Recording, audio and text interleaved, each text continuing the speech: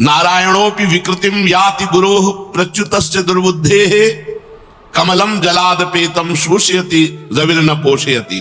वो दुर्बुद्धि है जो अपने गुरु का अवहेलना करके अवज्ञा करके मनमानी साधन करता है, उसको ऐसे नारायण जला डालेंगे जैसे सूर्य जल से संबंध रहित कमल को जला डालते हैं। वही कमल को खिलाता है, लेकिन जल संबंध होना चाहिए। अगर जल संबंध नहीं तो वही सूर्य ताप कमल को शुष्क कर देता है। ऐसे ही गुरु संबंध यदि आपने अवहेलना कर दी तो चाहे जितना साधन करो, हरि का ताप तुम्हें जला डालेगा, तुम्हारे कोई भी साधन सिद्ध नहीं होंगे। इसलिए सबसे पहला गुरु चरणों का आश्रय और गुरु मुख से निकला हुआ नाम मंत्र का अनुष्ठान किया जाए और आचरणों की शुद्धि। ये 12 बातें हैं। यदि ये 12 बातें हैं तो आपका नाम मंत्र बहुत जल्दी सिद्ध हो जाएगा। पहला बात, गुरु के द्वारा मिला हुआ नाम मंत्र होना चाहिए। फिर ये 12 आचरण होने चाहिए। ये 12 आचरण अगर हैं तो साधक साधन संपन्न माना जाता है। पहला अहिंसा, दूसरा सत्य, तीसरा आस्तेय, चौथा ब्रह्मचर्य, पांचवा सार्वभौम प्रेम, छठवां समस्त भूतों के हित में रत रहना, सातवां समत्व भाव, आठवां घृणा का भाव, 9वां निष्कपटता, 10वां दया, 11वां क्षमा और 12वां निरहंकारता। ये 12 लक्षण हैं। अब पहले लक्षण पर अहिंसा। साधक सदैव सावधान रहे, मन से, वाणी से या शरीर से किसी को भी कष्ट न पहुंचाए। ना मन से किसी को कष्ट पहुंचाने की बात सोचनी है, ना वाणी ऐसी बोलनी है कि किसी को कष्ट पहुंचे, ना शरीर से कोई क्रिया ऐसी करनी है। हिंसा 3 प्रकार की होती है, कृत, कारित, अनुमोदित। कृत जो स्वयं हिंसा की जाए, वाणी से या मन से या शरीर से।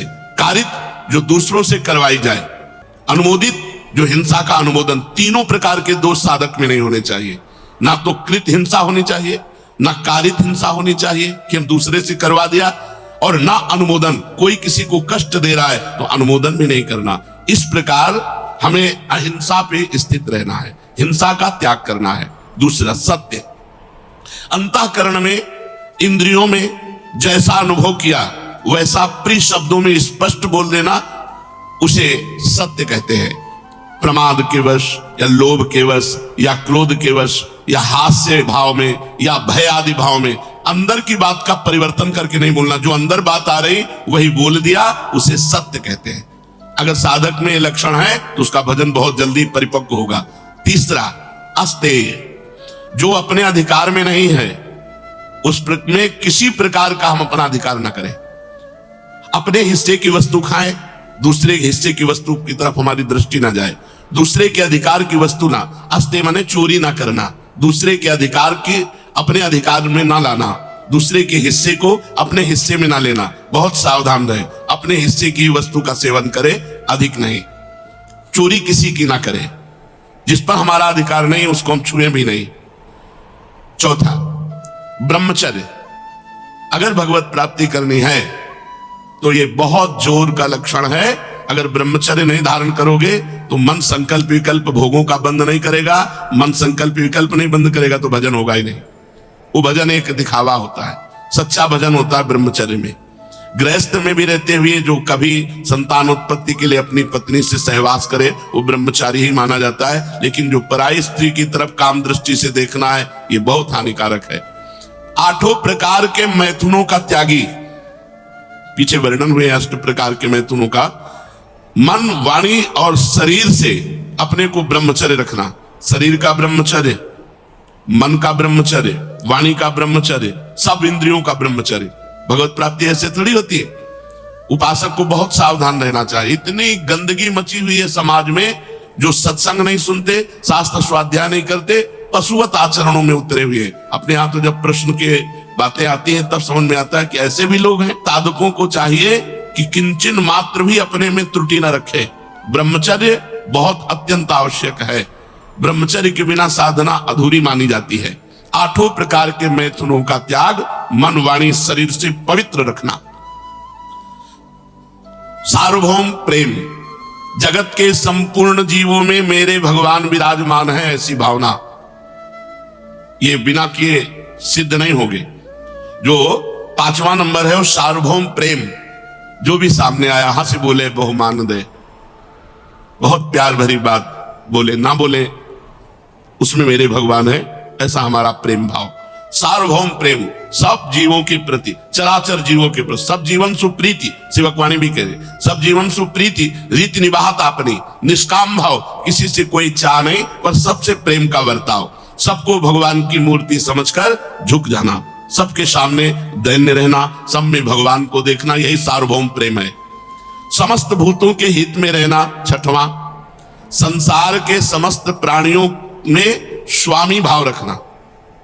मैं सेवक सचराचर स्वामी रूप भगवंत, सो अनन्य गति जाके असमति न करे हनुमंत। मैं सेवक सचराचर रूप स्वामी भगवंत, चराचर जगत मेरा स्वामी का स्वरूप है, केवल मैं सेवक हूं, सेवक केवल हम, चराचर जगत मेरे स्वामी का रूप। ये समस्त भूतों के हित में रत रहना है, संसार के समस्त प्राणियों में सेवा भाव करने की भावना। पशु पक्षी जड़ चैतन्य सब हमारे स्वामी और हम सबके सेवक। सेवा भाव कहा गया है, हम सेवा तो नहीं कर पाएंगे सब चराचर जगत की, लेकिन चराचर जगत को स्वामी रूप से देखकर सेवा भावना हमारे हृदय में है। सब जगत हमारा स्वामी का रूप और मैं समस्त जगत का सेवक। ये वो बातें हैं जिनसे मैया सक्त मना होगे, जिससे भगवत प्राप्ति हो जाएगी। अगर ये बातें नहीं है तो साधक खोखला है। खोखले में क्या है, ऊपर से दिखावा भगवत भक्त का और अंदर से सब ढोंग चलता रहता है। सातवां समत्व भाव, समस्त जीवों में समान अधिकार परमात्मा का, सुख दुखों को दूसरों के अपने सुख दुख समझना। दूसरा कोई दुखी है उसे देखकर द्रवित हृदय हो जाना। सब में एक ही तत्व विराजमान, जो यहां वो यहां। तो जैसे हमारे हाथ में पीड़ा हो तो हमें दर्द होता है, ऐसे किसी की पीड़ा देखकर हमें दुख होना, सब में समत्व भाव रखना। आठवां किसी के प्रति भी घृणा न होना। ईश्वर ही स्वयं सृष्टि के रूप में है, सभी जीव वही बना हुआ है, अतएव किसी भी जीव से घृणा नहीं होनी चाहिए, ऐसा दृढ़ निश्चय होना चाहिए। कोई घृणित रूप में कोई घृणा की, अगर हमारे अंदर घृणा आ रही तो हम साधक नहीं, उसमें भी मेरा प्रभु है। घृणा की किंचित मात्र भावना ना होना। और नवा निष्कपटता, साधक के व्यवहार में कपट नहीं होना चाहिए। व्यवहार, कथन, क्रिया तीनों एक होनी चाहिए। जो मन में वही वचन में वही क्रिया में, तो ये निष्कपट व्यवहार कहा जाता है। मन में कुछ और, वाणी में कुछ और, क्रिया में कुछ और, ये कपटी पुरुष के लक्षण है। 10वां दया, जगत के किसी भी जीव के दुख को देख करके तत्पर हो जाना उसकी दुख निवृत्ति के लिए। दया पर सावधानी, दया बिना साधु कसाई, और दया करी तो आफत आई। दया में ही भरत जी के 3 जन्म लगे थे। दया ऐसे करो जैसे डूबने वाले को बचाने के लिए सहारा दे दिया, स्वयं को नहीं पकड़ाया। अगर स्वयं को पकड़ाओगे तो पहले वो तुम्हें डुबोएगा, मरेगा तो वो भी, पहले तुम्हें मारेगा बाद में वो मरेगा। ऐसे ही विषयी पुरुषों पर, भ्रष्ट पुरुषों पर, विमुख जनों पर, भगवत चरणारविंद से जो बिलग है, इन पे दया करो, इन्हें नाम रूप पकड़ाओ और आप बचो। नाम रूप पकड़ाओ, भव समुद्र से निकालने के लिए भगवान के नाम रूप गुण लीला को पकड़ाओ और आप बचे रहो, आप बिल्कुल असंग रहो।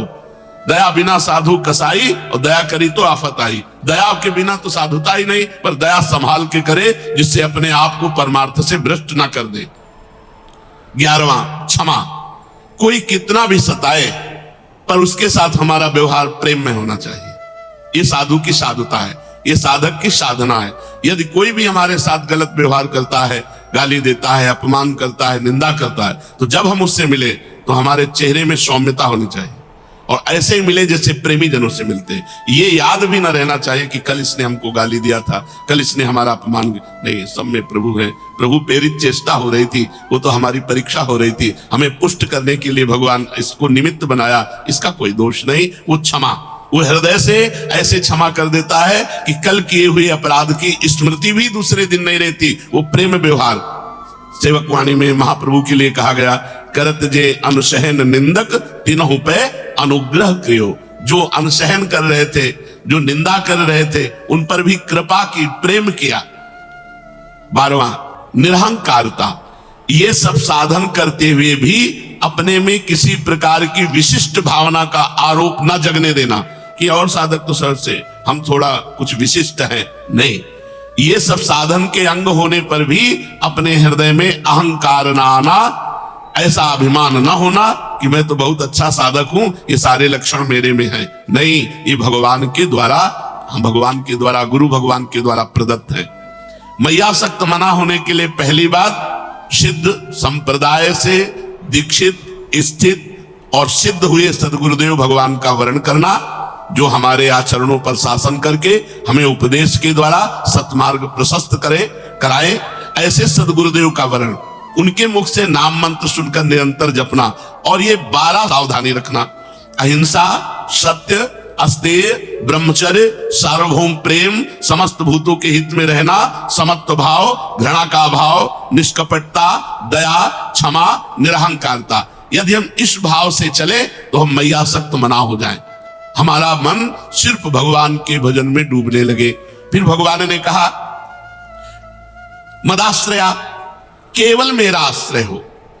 जब हम भगवत मार्ग में चलते हैं तो कोई न कोई हमारे इस आश्रय के बीच में घुस जाता है, चाहे कोई व्यक्ति हो या धन हो या कोई संबंधी हो, कुछ न कुछ आशा ममता किसी और से होने लगती है। ये जीवन में नहीं होने देना चाहिए। साधक को जीवन भर इस बात से बचाए रखना चाहिए, हमें भगवान मिले ना मिले, लेकिन हम भगवान के सिवा किसी को अपना नहीं बना सकते, अपना नहीं बना सकते, अपना नहीं मान सकते। हमारा आश्रय पक्का, भरोसा दृढ़, तभी मदाश्रया माना जाएगा। और ये बहुत जोर की बात है, मैयासक्त मना से भी जोर की बात है मदाश्रया। अगर आश्रय पुष्ट है और मन चंचल है तो भी भगवत प्राप्ति हो जाएगी, पीछे आप सुन चुके।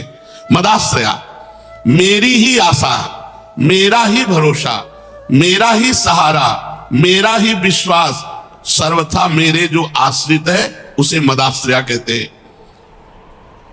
संसार के धन, संपत्ति, वैभव, विद्या, बुद्धि, योग्यता, कुटुंब आदि का जो आश्रय है, ये नाशवान है, ये मिटने वाला है, ये स्थिर नहीं है, सदा रहने वाला नहीं है, सदा के लिए पूर्ति तृप्ति करने वाला नहीं है।